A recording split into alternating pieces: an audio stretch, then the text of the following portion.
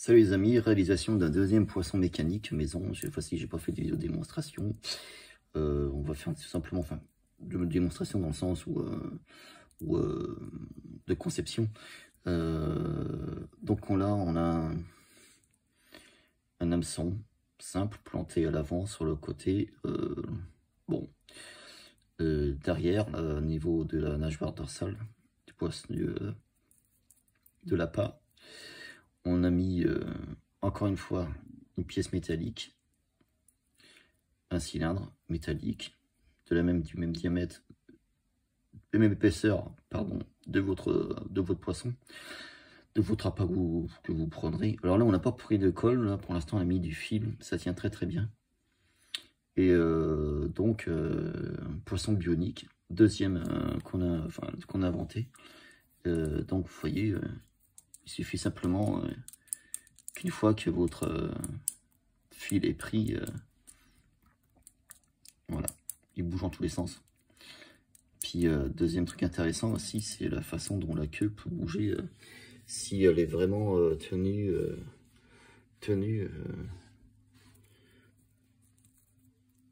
vraiment tenue.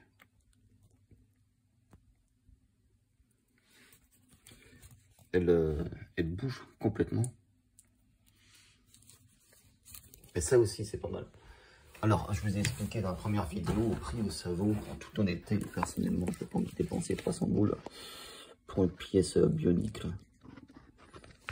Donc, comme je vous l'ai dit, le prix au savon, autant en faire une soi-même.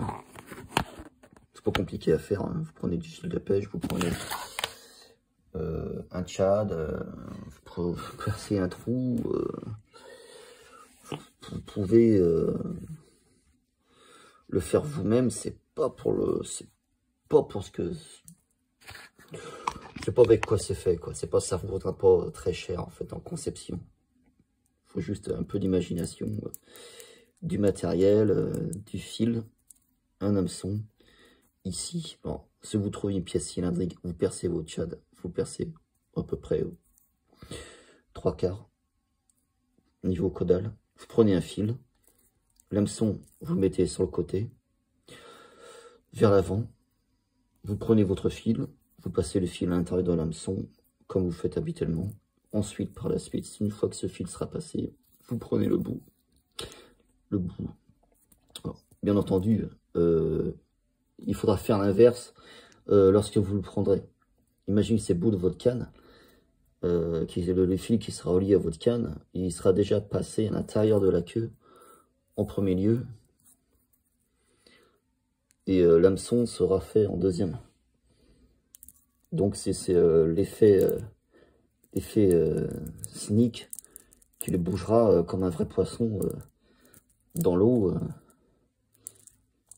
C'est pas mal, c'est aussi une idée. Alors ça c'est fait maison, hein, parce que je vous ai expliqué, hein, quand je vois le prix que ça vaut à l'intérieur du marché, c'est terrible. C'est vraiment terrible. Donc vous voyez, ça marche très très bien. Très très bien, ça c'est le deuxième qu'on a réalisé.